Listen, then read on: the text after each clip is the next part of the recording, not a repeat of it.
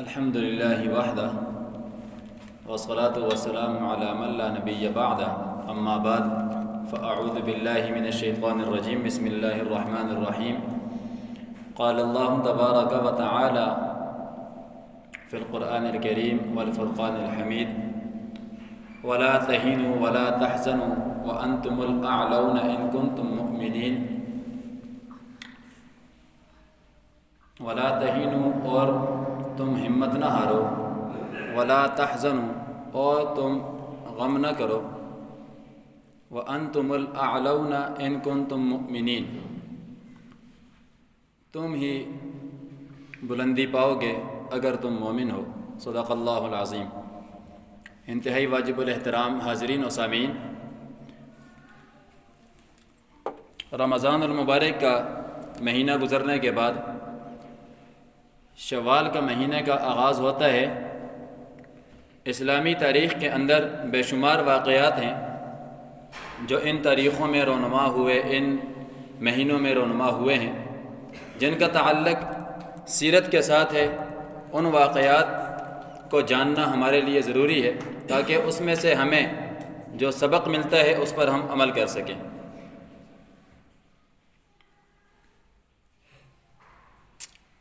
پیارے آقا مدنی کریم صلی اللہ علیہ وسلم نے جب قریش کو، اہل مکہ کو دعوت دی، آغاز کیا دعوت کا، تو آپ علیہ السلام کو ستایا گیا، پریشان کیا گیا۔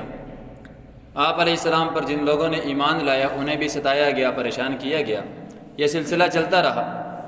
بالآخر آپ علیہ السلام اسی شہر کو جہاں پر آپ کی پیدائش ہے، جہاں پر آپ کے شب و روز گزرے، جہاں پر آپ کی شباب کی زندگی گزری، جہاں پر آپ کی جوانی کی عمر گزری، جہاں پر آپ کے عزیز و اقارب ہیں، رشتہ دار ہیں، اس علاقے کو چھوڑنے پر مجبور ہو گئے۔ اور اپنا علاقہ چھوڑنا کتنا مشکل ہوتا ہے یہ ہم سب بھی بخوبی جانتے ہیں۔ اپنی ایک بستی چھوڑنا مشکل ہوتا ہے، پھر اپنا ملک چھوڑ دینا، اپنا علاقہ چھوڑ دینا، اپنوں کو چھوڑ دینا، ایک اجنبی جگہ پر چلے جانا انتہائی مشکل مرحلہ ہوتا ہے۔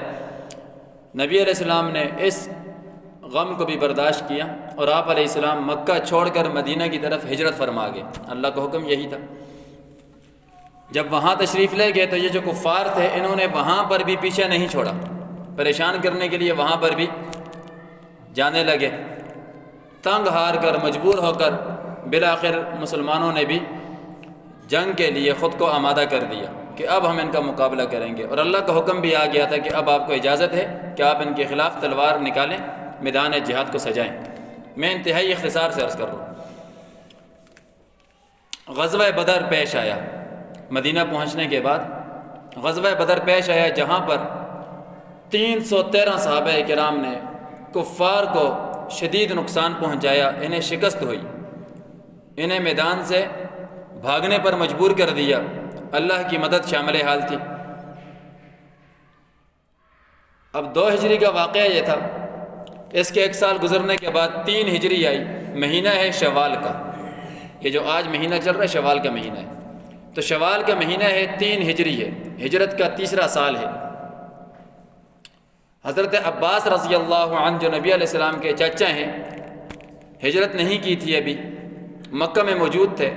انہیں معلوم پڑا کہ یہاں کے حالات ایسے ہیں کہ لوگ جو مشرکین ہیں یہ مسلمانوں کے خلاف جانے کے لیے تیار ہو رہے ہیں، اور یہ اپنے جنگجو تیار کر رہے ہیں کہ ہم مسلمانوں سے بدر کی جو ہماری شکست ہوئی تھی ہم اس کا بدلہ لیں گے۔ حضرت عباس رضی اللہ عنہ نے یہ خبر ایک قاصد کو دے کر فوراً روانہ کیا کہ آپ مدینہ جاؤ اور ہمارے آقا و مولا کو اس چیز کی اطلاع دو کہ کفار اپنے ساتھ جنگجوؤں کو لے کر دوبارہ سے مدینہ پر حملہ کرنے کے لیے نکل رہے ہیں۔ 5 شوال ہے، نبی علیہ السلام کو اطلاع ملی۔ آپ علیہ السلام نے صحابہ کرام سے مشورہ کیا۔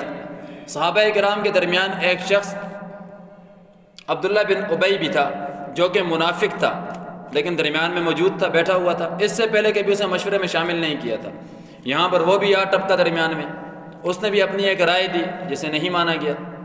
بہرحال نبی علیہ السلام نے صحابہ کرام سے جو مشورہ کیا اس کے بعد جو فیصلہ فرمایا وہ فیصلہ یہ تھا کہ ہم مدینہ سے باہر نکل کر حملہ کریں گے، ان کا مقابلہ کریں گے، اور جو مستورات ہیں، عورتیں، خواتین ہیں، ان کے لیے کچھ صحابہ کرام کو مختص کر دیا کہ آپ ان کی پہرہ داری کریں گے، کیونکہ مشرک تو خناس ہے، وہ تو بچوں کو اور عورتوں کا خیال نہیں رکھتا، لہٰذا ان کی بھی حفاظت ضروری ہے۔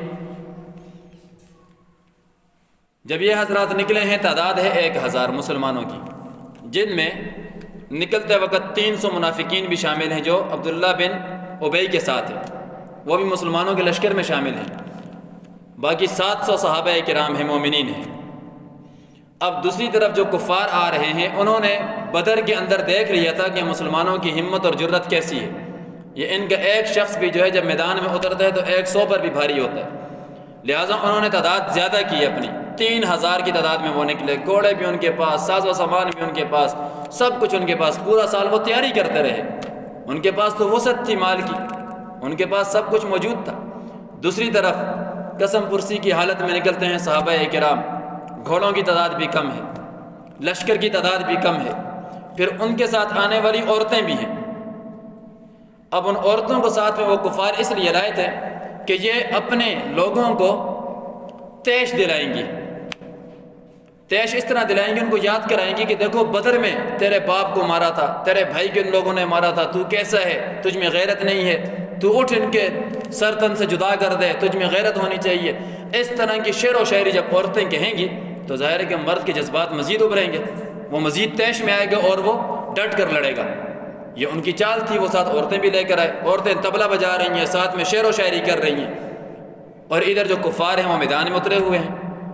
صحابہ کرام چونکہ عورتوں کے محافظ ہیں، وہ تو کبھی اپنی عورتوں کو رسوا نہیں کر سکتے، بلکہ عام مسلمان اپنی عورت کو رسوا نہیں کرتا، تو لہٰذا انہوں نے اپنی عورتوں کو ساتھ نہیں لایا، بچوں کو بھی ساتھ نہیں لایا، یہاں تک کہ جب تعداد کم ہے، کچھ ایسے بچے جو ابھی جوانی کی عمر تک پہنچنے کے قریب تھے، انہوں نے جب خواہش کا اظہار کیا کہ ہم بھی جانا چاہتے ہیں، آپ علیہ السلام نے انہیں منع کر دیا کہ آپ نہ جائیں، آپ ابھی چھوٹے ہیں۔ یہ گمان نہیں تھا کہ بھئی تعداد کم ہے تو ہم انہیں بھی ساتھ لے چلیں، نہیں، جو ابھی جوانی کو پہنچنے والے ہیں میدان میں جا بھی سکتے تھے، لیکن انہیں بھی منع کر دیا کہ آپ بچے ہیں، آپ ابھی نہ جائیں۔ تعداد جب 1000 تھی، راستے میں چلتے چلتے ان منافقین کے جو سردار تھا بڑا خناس اور بڑا بدبخت تھا، اس نے کیا کیا کہ کہا کہ میری بات نہیں مانی گئی، لہٰذا میں اپنے لوگوں کو لے کر واپس جا رہا ہوں، میں تمہارے ساتھ جانے کو تیار نہیں ہوں۔ یہ بدبخت راستے سے 300 افراد لے کر واپس آ گیا، 1000 میں سے تعداد پھر کم ہو گئی، تعداد رہ گئی 700۔ میدان میں جا کر اختصار کے ساتھ یہ کہ جنگ شروع ہوئی مسلمانوں کی کفار کے ساتھ۔ شروع میں مسلمان غالب آئے اس جنگ کے اوپر، کفار پر جب غلبہ نصیب ہوا، اب اس جنگ کے آغاز میں نبی علیہ السلام نے صحابہ کرام کی ایک جماعت جن کی تعداد 50 تھی، انہیں مامور کیا تھا ایک ٹیلے کے اوپر، ٹیلا کہتے ہیں پہاڑی، ٹاکی سمجھ کے نا، ایک پہاڑی کے اوپر 50 صحابہ کرام کو پہرے داری کی ذمہ داری سونپی کہ آپ یہاں پر کھڑے ہو جائیں، اگر پیٹھ کے پیچھے سے کفار آئیں گے تو آپ نے ان کو روکنا ہے۔ یہ حضرات وہاں پر کھڑے ہو گئے، عبداللہ بن جبیر رضی اللہ عنہ ان کے امیر مقرر ہوئے۔ اب نیچے صحابہ کرام میدان جنگ میں ہیں، حضرت علی رضی اللہ عنہ بھی ہیں، دیگر بھی صحابہ کرام ہیں، اور پے در پہ کفار کو کاٹا جا رہا ہے، ان پر صحیح مسلمان غالب آئے، ان کی بڑی جو جنگجو تھے مارے گئے اس میں۔ اب اسی دوران جب ان کو شکست ہوئی میدان احد میں، جب کفار کو شکست ہوئی وہ بھاگ گئے، انہوں نے دوڑ لگا دی۔ جب انہوں نے دوڑ لگائی تو دوسری طرف صحابہ کرام، چونکہ اصول یہ ہے کہ جب کافر بھاگے گا، دشمن بھاگے گا، تو وہاں جو ساز و سامان ہے اسے اپنے قبضے میں لیا جاتا ہے، ان کے لوگوں کو غلام بنایا جاتا ہے، قیدی کیا جاتا ہے۔ تو یہی اصول کے تحت صحابہ کرام نے جو وہاں پر مال متا تھا وہ جمع کرنا شروع کیا۔ اب دوسری طرف جو صحابہ کرام اوپر مامور تھے، پہرے داری کی ذمہ داری جن کو سونپی گئی تھی، انہوں نے دیکھا کہ بھئی نیچے جنگ ہمارے حق میں فیصلہ کر رہی ہے، میدان ہم مار چکے ہیں، ہمارے لوگوں نے دشمنوں کو بھگا دیا ہے، دشمن کی دوڑ لگ چکی ہے، لہٰذا اب ہمارے جو بھائی ہیں وہ سب کیا کر رہے ہیں؟ مال جمع کر رہے ہیں۔ تو ظاہر ہے کہ اسلحہ بھی اٹھانا ہے، ان کے گھوڑوں کو بھی قابو کرنا ہے، ان کے لوگوں کو بھی غلام بنانا ہے، قیدی بنانا ہے، تو اس میں ان کا تعاون کرنا چاہیے ہمیں، ان کی مدد کے لیے وہ پہاڑی سے نیچے اترے۔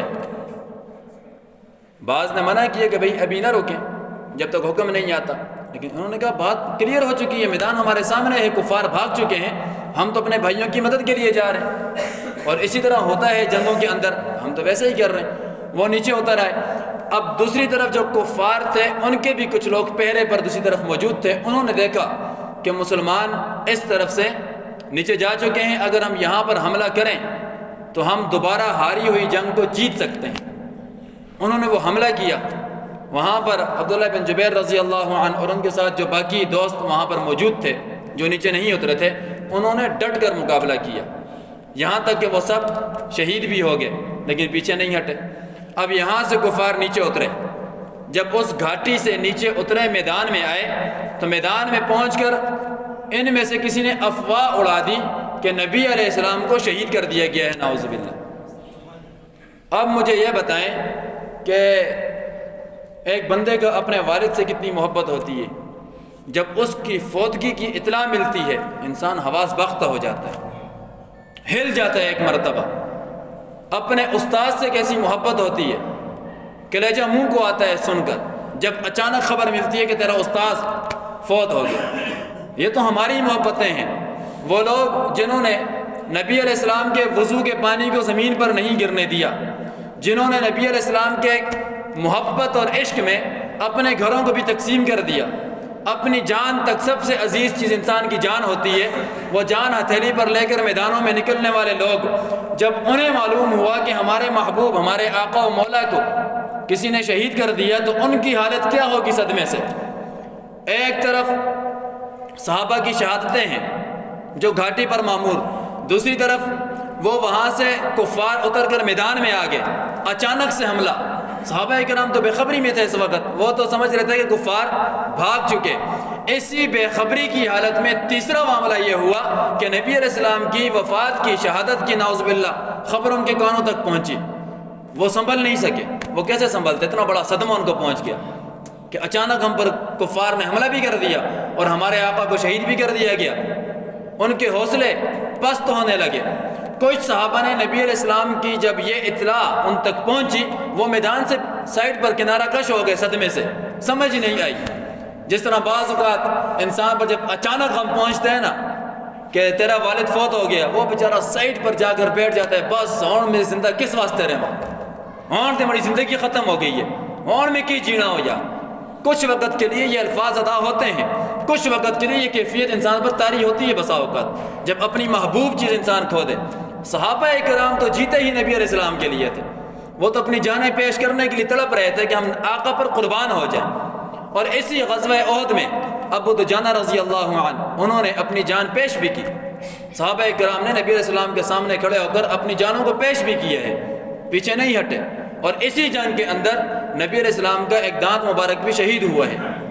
جب یہ خبر پہنچی، مدینہ تک پہنچ گئی، وہاں سے ایک عورت آئی، دوڑتی ہوئی آ رہی ہے، اسے کہا گیا کہ تیرا بیٹا شہید ہو گیا۔ اس نے کہا نہیں مجھے بتاؤ میرے آقا و مولا کیسے ہیں۔ تھوڑا آگے چلی دوڑتی ہوئی، ایک اور نے خبر دی تیرا خاوند بھی شہید کر دیا گیا۔ اس نے کہا چھوڑے میرے خاوند کو، بتاؤ میرے آقا و مولا کیسے ہیں۔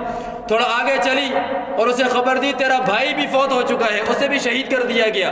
اس نے کہا مجھے بتاؤ میرے آقا و مولا کیسے ہیں۔ وہاں پر افواہیں پھیلی ہوئی ہیں کہ نبی علیہ السلام کو شہید کر دیا گیا۔ یہ تڑپتی ہوئی آئی، جب وہاں پر پہنچی، آقا علیہ السلام پر جب اس کی نگاہ پڑی، چونکہ وہ افواہ جھوٹی تھی، جب نگاہ پڑی تو آپ علیہ السلام کے دامن کو بے ساختہ اس نے پکڑا اور کہا آقا جب آپ سلامت ہیں مجھے کسی کی پرواہ نہیں ہے، کوئی سب شہید کر دیے جائیں مجھے کچھ پرواہ نہیں ہے۔ ایسا عشق تھا نبی علیہ السلام کے ساتھ۔ اس جماعت صحابہ کرام کو، صحابیات کے واقعات دیکھیں، صحابہ کرام کے واقعات دیکھیں۔ یہ شوال کا مہینہ ہے، اسی مہینے میں یہ غزوہ احد پیش آیا ہے، اور یہ ہمیں درس دیتا ہے کہ ہمیں جس طرح سے نبی علیہ السلام کے ساتھ صحابہ کرام نے محبت کی تھی، اسی طرح سے ہمیں محبت کرنی چاہیے۔ جس طرح سے آقا علیہ السلام کی سنتوں پر انہوں نے عمل کر کے دکھایا، اسی طرح سے ہمیں بھی ان سنتوں کو اپنانا چاہیے۔ جس طرح سے نبی علیہ السلام کے ساتھ وفائیں کی ہیں صحابہ کرام اور صحابیات نے، اسی طرح سے ہمیں بھی صحابہ کرام اور صحابیات کے ساتھ اور نبی علیہ السلام کے ساتھ وفائیں کرنی چاہیے۔ اسلام پر چلنا ہے پختہ یقین کے ساتھ، پختہ ایمان کے ساتھ۔ جو معمولات ہمارے رمضان المبارک میں تھے وہ تسلسل نہ ٹوٹے، وہ تسلسل نہ ٹوٹے۔ اسی طرح قرآن کی تلاوت، اسی طرح ذکر اذکار، اسی طرح نماز کی پابندی ہونی چاہیے۔ اللہ کریم ہم سب کو عمل کرنے کی توفیق نصیب فرمائے۔ وآخر دعوانا ان الحمد للہ رب العالمین۔